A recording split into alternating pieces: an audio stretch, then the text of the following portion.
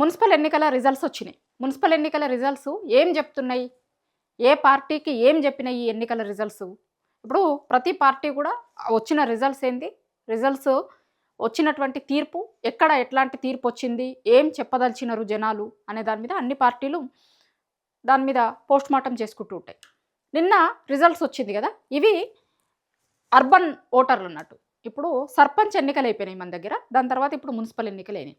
సర్పంచ్ ఎన్నికలలోనేమో ఊర్లలో ఉండేటోళ్ళు వేస్తారు సర్పంచ్ ఓట్లు వేసేటప్పుడు. సో అట్లా ఊర్లలో ఉండేటోళ్ళు అంటే పల్లెలలో ఉండేటోళ్ళు వాళ్ళ తీర్పు ఇచ్చిర్రు గతంలో సర్పంచ్ ఎన్నికలలో. ఇప్పుడు కొంత అర్బన్ ఏరియా మున్సిపల్ ఎన్నికలలో ఓటేస్తుంది. అంటే పట్టణ ప్రాంత ఓటర్లు అనుకోర్రి, పట్టణ ప్రాంత ఓటర్లు ఇప్పుడు నిన్న తీర్పు ఇచ్చిర్రు. అయితే సర్పంచ్ ఎన్నికలేమో పార్టీ గుర్తు మీద జరగవు. పార్టీ గుర్తు మీద జరగవు, అర్థమైపోతుంది ఊర్లలో పోటీ చేసేటోళ్ళకి ఆయన ఏ పార్టీ సింపతైజరు ఏంది అనేది అర్థమవుతుంది. కానీ అఫీషియల్గా బీఫామ్లు ఇయ్యాయి అన్నట్టు పార్టీలు. ఈ మున్సిపల్ ఎన్నికలకు వచ్చేసరికి బీఫామ్లు ఇస్తాయి పార్టీలు, పార్టీ గుర్తు మీద పోటీ చేస్తారు. పార్టీ అఫీషియల్ గుర్తు మీద పోటీ చేయాల్సి వస్తుంది. లేకపోతే ఇక వాళ్ళు ఏదన్నా పార్టీ నుంచి రెబల్గా బయటకు వచ్చి అది ఇదైతే ఇండిపెండెంట్లుగా ఎలక్షన్ కమిషన్ ఇచ్చే గుర్తు మీద పోటీ చేస్తారు. అయితే దీంట్లో పార్టీ గుర్తు మీద జరిగినటువంటి ఎన్నికలలో కాంగ్రెస్ పార్టీది ఏంది పరిస్థితి, బీఆర్ఎస్ బీజేపీ వీళ్ళ ఏంది వచ్చినటువంటి తీర్పు ఏం చెప్తుంది, పట్టణ ఓటర్లు ఇచ్చిన తీర్పు ఏం చెప్తుంది అనేది ఒకసారి మాట్లాడుకుందాం. దానికంటే ముందు ఛానల్ని చాలామంది చూస్తున్నారు కానీ చాలామంది సబ్స్క్రైబ్ చేసుకుంటలేరు. సబ్స్క్రైబ్ చేసుకోర్రి. సబ్స్క్రైబ్ చేసుకుంటే చాలా విషయాలు ఇట్లాంటి అనాలిసిస్ కావచ్చు, ఇంకా మీరు దేని మీద అయితే వార్తలని కావాలనుకుంటున్నారో దాన్ని ఒకసారి కమెంట్లలో కూడా పెట్టండి. పెడితే నేను ఖచ్చితంగా దాని మీద వీడియో చేయడానికి ట్రై చేస్తా. మీరు ఎట్లాంటి వీడియోలు కోరుకుంటున్నారు, ఎవరైనా ఇంటర్వ్యూలు కావాలా అట్లాంటిది కూడా ఒకసారి కమెంట్లలో పెట్టండి. పెడితే దాని మీద కూడా వీడియోలు చేయడానికి ట్రై చేస్తా. ముందైతే మీరు ఛానల్ని సబ్స్క్రైబ్ చేసుకోరు. నిన్న మున్సిపల్ ఎన్నికల రిజల్ట్స్ వచ్చినాయి. ఇక ఈ మున్సిపల్ ఎన్నికల రిజల్ట్స్ రావడంతో ఇప్పుడు కాంగ్రెస్ పార్టీ ఏం చెప్తుంది, మొత్తం మేము వార్ వన్ సైడ్ అయింది, చాలా అనూహ్యమైనటువంటి తీర్పు ఇచ్చిరు జనాలు అనేది కాంగ్రెస్ పార్టీ వాళ్ళు చెప్తున్నారు నిన్నటి నుంచి.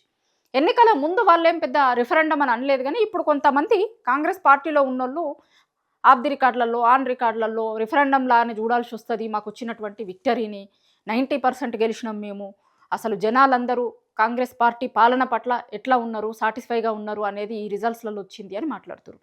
కానీ నిజంగా జనాలు సాటిస్ఫైగా ఉన్నారా? అట్లాంటి తీర్పే కాంగ్రెస్ పార్టీకి ఇచ్చిర్రా అంటే తీర్పును చూసినప్పుడు అట్లయితే కనిపిస్తలేదు. వాళ్ళకి 50% వచ్చింది. నిజానికి అధికార పార్టీలు ఎప్పుడైనా సరే దగ్గర దగ్గర 80-90% రిజల్ట్ వస్తాయి, వన్ సైడెడ్గా వస్తాయి. మనం గతంలో బీఆర్ఎస్ అధికారంలో ఉన్నప్పుడు మున్సిపల్ ఎన్నికలలో బీఆర్ఎస్ పార్టీకి అట్లనే వచ్చింది తీర్పు. తెలంగాణ రాష్ట్రం వచ్చిన తర్వాత బీఆర్ఎస్ అప్పుడు టీఆర్ఎస్ పార్టీగా ఉండే వాళ్ళు అధికారంలో ఉన్నారు 10 ఏళ్ళు. దాని తర్వాత ఇప్పుడు కాంగ్రెస్ వచ్చింది, తెలంగాణ వచ్చిన తర్వాతే తీసుకుందాం. అప్పుడు వాళ్ళకి దగ్గర దగ్గర 90% రాకొచ్చింది. ఇప్పుడు వీళ్ళకి అధికారంలోకి వచ్చి 2 ఏళ్ళే అవుతుంది. 2 ఏళ్ళ తర్వాతనే జనాలు 50% ఇచ్చిర్రు. మొత్తం వాళ్ళు వన్ సైడెడ్ ఏం చెప్పలే జనాలు. అంటే మీరు ఈ 2 ఏళ్లలో ఇచ్చినటువంటి హామీలు ఏమీ అమలు చేయలేదు అనే అసంతృప్తి ఆ రిజల్ట్స్లలో స్పష్టంగా కనిపించింది. నిజంగా జనాలు సాటిస్ఫైగా ఉంటే రావాల్సినటువంటి రిజల్ట్ ఇది కాదు. మామూలుగా ఎప్పుడైనా 5 ఏళ్ళు 10 ఏళ్ళు అధికారాలలో ఉంటే కొంత పార్టీల మీద వ్యతిరేకత రావడం అనేది ఉంటుంది. కానీ వీళ్ళు వచ్చి 2 ఏళ్ళే అయింది కదా. 2 ఏళ్లలో జరిగిన ఎన్నికలకు ఇప్పుడు వచ్చినటువంటి తీర్పు వాళ్ళు చెప్తున్నట్టుగా ఓ బ్రహ్మాండమైనటువంటి తీర్పు ఏం కాదు ఇది. అట్లా అనుకుంటే కనుక 90% కంటే ఎక్కువ. కానీ వాళ్ళు ఏమంటారు, ఇవాళ హంగు వచ్చింది కదా చాలా చోట్ల, వాటిని కూడా కలుపుకుంటే అంటున్నారు. అంటే హంగు వచ్చింది వీళ్ళ ఏం కాదు, వీళ్ళకి ఎన్నైతే వచ్చినాయో అవే వీళ్ళకి 50% వచ్చింది. మిగతా ప్రతిపక్షాలకి 50% ఇచ్చిరు.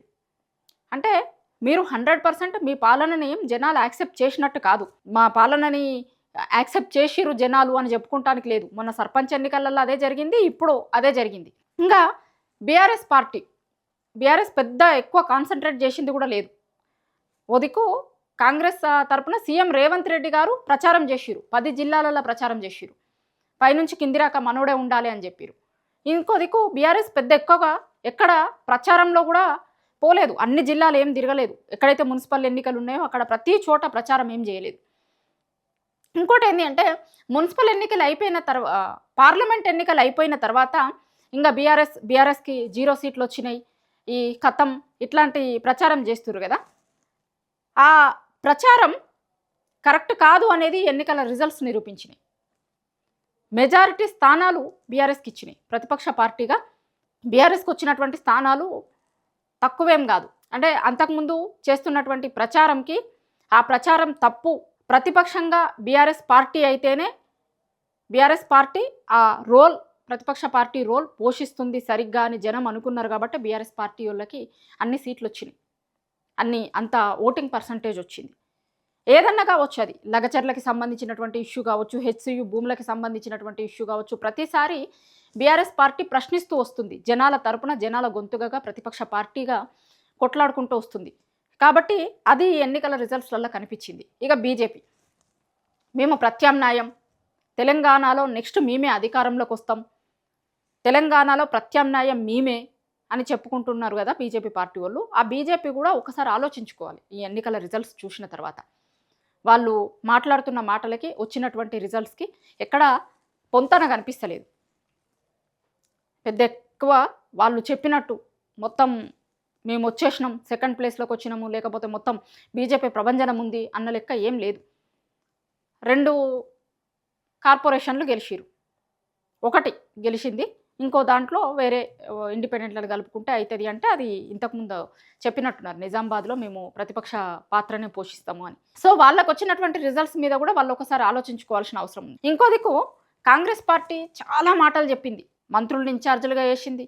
సీఎం రేవంత్ రెడ్డి గారు తిరిగిరు ప్రచారంలో తిరుగుడే కాదు, మున్సిపల్ ఎన్నికల షెడ్యూల్ ఇచ్చిన తర్వాత ఫోన్ ట్యాపింగ్ ఇష్యూలో కేసీఆర్కి నోటీసులు ఇచ్చి సిట్ విచారణ అదంతా కూడా చూసినాం కదా మనం. ఆ రోజు ఫస్ట్ సిట్ విచారణకి రమ్మంటే కేసీఆర్ గారు నేను తర్వాత వస్తా అని చెప్పింది ఈ ఎన్నికలది. బీఫామ్లు ఇవ్వాల్సిన అవసరం ఉంది, ఎందుకంటే ఇవి పార్టీ గుర్తు మీద జరుగుతాయి కదా, ఆ బీఫామ్లు ఇచ్చే పని ఉంది, నేను తర్వాత విచారణకి హాజరైతా అంటే మళ్ళీ ఇంకొక రోజు విచారణకి హాజరయ్యారు కదా. సో ఆ ఫోన్ ట్యాపింగ్ ఇష్యూని తెర మీదకి తీసుకొని వచ్చింది. దాని తర్వాత జాతిపిత కమెంట్స్ ఇట్లాంటివి, అసలు ఆ ఎన్నికల ప్రచారాన్ని నార్మల్ జనరల్ ఎలక్షన్స్ జరిగితే, అసెంబ్లీ ఎన్నికలు జరిగితే ఎట్లా ప్రచారం చేసి ఎట్లా మాట్లాడతారో అట్లా మాట్లాడిరు అధికార పార్టీ. సీఎం రేవంత్ రెడ్డి గారు ప్రతి జిల్లా తిరిగి మాట్లాడిరు. అక్కడ ఇన్ఛార్జీలుగా మంత్రులు నేసిరు, ఇన్ఛార్జీలుగా చాలామంది నేసిరు. వాళ్ళకే బాధ్యతలు మీరు ఖచ్చితంగా మీరు గెలిపించాల్సినటువంటి బాధ్యత, ఒకవేళ ఓడిపోతే మీదే బాధ్యత అవుతుంది అని మంత్రులను కూడా హెచ్చరించారు. ఇంత చేస్తే కూడా గెలిచింది 50%. అంటే మీ మీద జనాలు అంత సంతృప్తిగా లేరు అనేది ఖచ్చితంగా ఈ ఎలక్షన్ రిజల్ట్స్ చూసిన తర్వాత కాంగ్రెస్ పార్టీ ఒకసారి ఆలోచించుకోవాలి. కాంగ్రెస్ పార్టీ చెప్తున్నట్టు వార్ వన్ సైడు ఇట్లాంటిది ఏం లేదు, కనిపిస్తలేదు వచ్చినటువంటి రిజల్ట్స్ని చూసినప్పుడు. బయటికి ఇప్పుడు సర్పంచ్ ఎన్నికలు జరిగినప్పుడు కూడా అదే చెప్పారు, వచ్చినటువంటి దానికి వీళ్ళు చెప్పినటువంటి దానికి పొంతన లేకుండా చెప్పారు. ఇప్పుడు కూడా మళ్ళొకసారి అదే జరుగుతుంది, కానీ నిజంగా లెక్కలు చూసినప్పుడు అట్లాంటిది అయితే కనిపిస్తలేదు. 3 పార్టీలకు సంబంధించినటువంటివి ఏం కనిపిస్తుంది అనేది నేను మీకు చెప్పిన ఈ మున్సిపల్ ఎన్నికలలో ఏం జరిగింది, జనాలు ఎట్లాంటి తీర్పు చెప్పిర్రు అనేది ఆ రిజల్ట్స్ని చూసినప్పుడు, వాటిని చూసినప్పుడు ఒక క్లారిటీగా జనాలు కాంగ్రెస్ పార్టీ పట్ల పూర్తి స్థాయిలో సంతృప్తిగా లేరు అనేది ఖచ్చితంగా ఈ రిజల్ట్స్ చూసిన తర్వాత అయితే మనకి తెలుస్తుంది, క్లారిటీగా తెలుస్తుంది. 2 ఏళ్ల పాలన పట్ల వాళ్ళు ఇస్తాము అని చెప్పి ఇవ్వనటువంటి గ్యారంటీలు కావచ్చు, హామీలు కావచ్చు, రిజర్వేషన్లకు సంబంధించినటువంటి ఇష్యూ కావచ్చు, చాలా ఇష్యూస్ పట్ల జనాలు సంతృప్తిగా లేరు అనేది ఎన్నికల రిజల్ట్స్లలో వాళ్ళు చూపించారు. మేము సంతృప్తిగా లేము అనేది ఓట్లు వచ్చినప్పుడు జనాలు ఎప్పుడైనా సరే జనాల తీర్పుని ఓట్ల రూపంలో మాత్రమే చెప్పగలుగుతారు. సో ఈ రిజల్ట్స్ని చూసినప్పుడు 100% మీరు చేసినటువంటి దాని పట్ల జనాలు సాటిస్ఫైగా ఉన్నారు అని మీరు ఏదైతే చెప్తున్నారో అది అబద్ధం అనేది ఈ ఎన్నికల రిజల్ట్స్ నిరూపించినాయి.